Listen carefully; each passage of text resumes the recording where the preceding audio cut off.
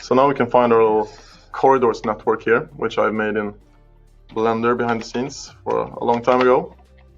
And then if we access, I think it's a little nice widget up here, and press Edit Mesh, we're gonna get the results from a default shape that exists in Blender. But then, of course, this wouldn't be very interesting if that's what all you could do. So then we can pull a new shape into it, which was the shape that we just made. So this is pretty much just like, yeah, this is the first result, I guess, we're gonna need for this scene here. So if we go ahead and change the mesh now, we're gonna be able to accept that change and then see the network update in real time, which makes the whole workflow, yeah, very nice for people who hate making permanent final decisions, because you don't have to, which is very nice. So there you saw it like kind of twitching a bit, and we got a new result.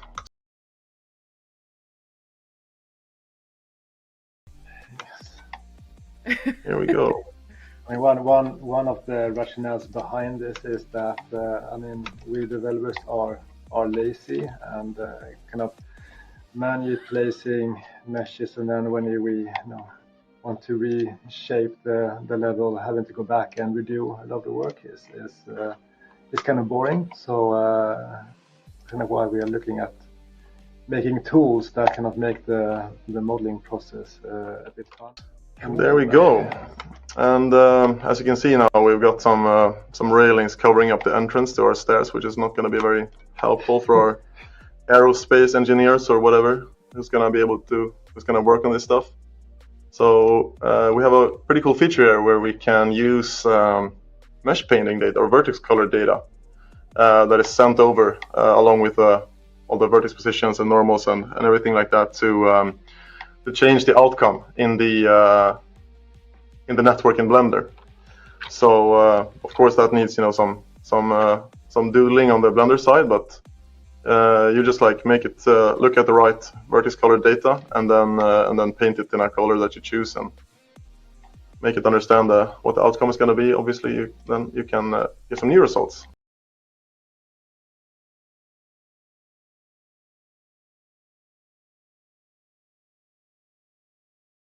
We can also change materials. So in the editor here, in the editor panel, we set materials in Blender, and when we transfer over to Unreal, we can find those material slots assigned in Blender and pretty much translate that to material slots, the regular material slots in Unreal. So I noticed that this was a bit too small, so let's change it. And now it fits. So yeah. Cables were actually kind of the first tools we looked at. Yes. Because when we were talking to both level design and artist, cables and pipes, two types of assets that immediately comes to mind. The workflow before was, to make something like say a cable or something like that interacts with the environment. You export the whole environment as as an FBX or whatever, import it to your 3D suite of choice, and then you model that geometry you want like after the fact, and then export it back and hope it fits and stuff, and hope to God that first geometry that you modeled it after doesn't change, because then you have to do it all over again. So here we have a hanging cable network that we made. This one has been around for a while, but it's a real workhorse. It does its job well. Nothing too fancy. It's just there, and it works. Let's see here, cable thickness. So what are you doing? You're setting some parameters. Yes, and that's also something that could be talked about, of course. All of this here are parameters that are imported from Blender. So all of these exist. I guess this is maybe the time to do the thing. So if we pull up this we can do the cable generator here. So we're gonna see this network in a little while. This is our view in the Blender viewport. And we have a bunch of parameters here, and pretty much we're just lifting all this, looking at the file and just lifting it all into Unreal. And we're not, obviously not like taking the inner workings of Blender and then like transplanting them into the Unreal Engine, but rather we're sending what's happening to the parameters from Unreal and then over to Blender to change the thing, and then send the resulting geometry back, and that makes you able to make fun changes to the thing and to the thing you're building without too much hassle. And then you're gonna see more of it in a while. So as you can see, this is the network we just looked at in Blender. This is it. It's in the scene now, and we have all the parameters here, and they can be changed to get a look that you like. So we're gonna make some cool cables to the ship. So as you maybe saw a few moments ago, I pulled an actor into the interaction collection here. So that's another parameter type that we got here, which is collections, which is obviously a parameter type in Blender as well. And then so pretty much that enables us to pull several static mesh actors from Unreal, putting them in this array here, and then feeding them into Blender as a collection, which is one of these things here, which is pretty much just like a way to represent several models together to make them, so we can interact with them as one, pretty much. So we're gonna see here, we're gonna get up on this platform here, and it doesn't look very exciting, but we're gonna get to that. Obviously, we're kind of intersecting the little lift or ramp thing now. So as you also maybe saw here, so as soon as I click a dynamic or one of these geometry nodes actors in the scene, you're gonna see all the parameters pop up in our tool widget. But to be able to drag in those other baked dynamic actors as inputs for another one, we pin it pretty much. So now I've pinned the cable, and we can scroll down to the interaction collection, and then we just slot that in there, and now it's on top. So we've got so we added another thing to the array, and we can keep going. There we go. And then as you can see here, this is thank you very much, Tina. And this is UV unwrapped along the like length of the cable as well as around, which is one of the more, I guess, kind of recent additions to be able to, we are able to pipe in UV information from Blender to Unreal as well, which is great, and that could be used in any manner of ways. Obviously, you can do it.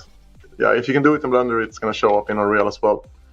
But we can do the twist here to make it look like you can see it like curving around, which makes it slightly cooler. I don't know why I may think that's so. This is wild.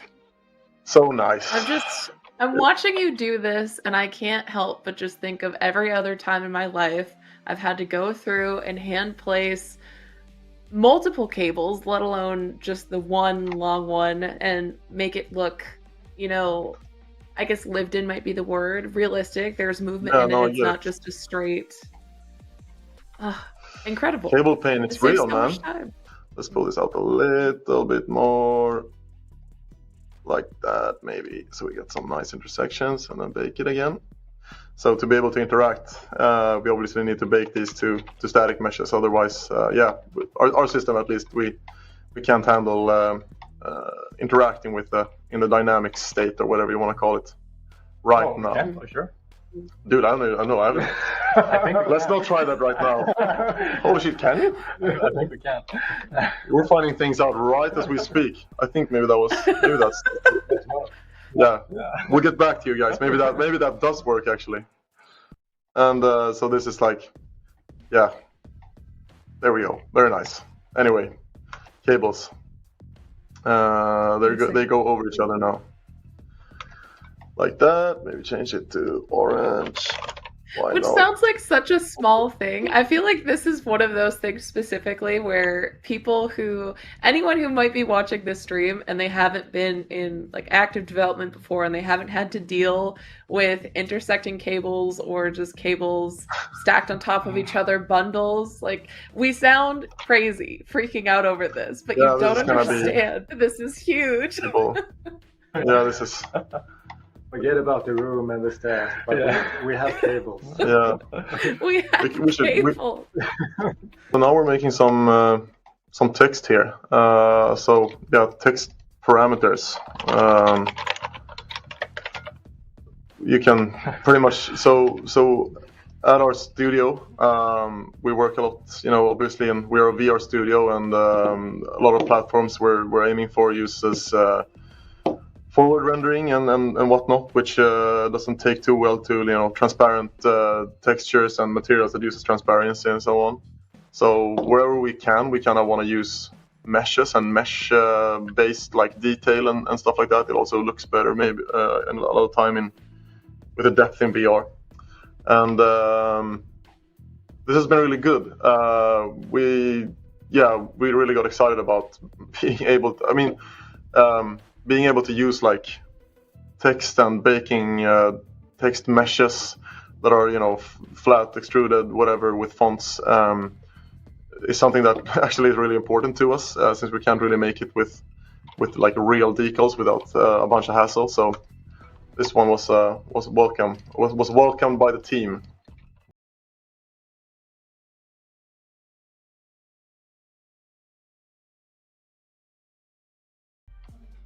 So let's see here, baby. Hell yeah. Perfect. Baby. Here we go, guys. Loving it. Let's bake that down too.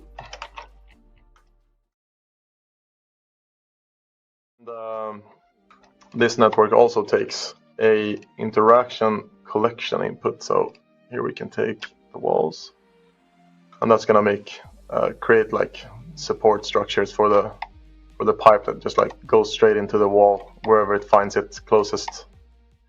It's just really enjoyable being able to make this like fast, just jumping in and changing things whenever you want to. Like for instance, this is a classic one, making it look. Yeah, you can't see my screen now. Yeah, you can. Thank you very much. We're on it. Yeah, we're on it. Just like stuff like this. And then clicking accept and like a support beam, I guess, like showing up. Stuff like that makes it very nice to just sit and mess around with. And I think it being this fast enables, I think one of the things that we're really interested in is in like encouraging iteration. And we've been talking about this a lot, but it's really important that iteration feels like fun and rewarding and not painful, because then hopefully we're going to end up with something better in the end. So having a system like this that makes it like really easy to go in and change something after the fact, that's something we're really interested in.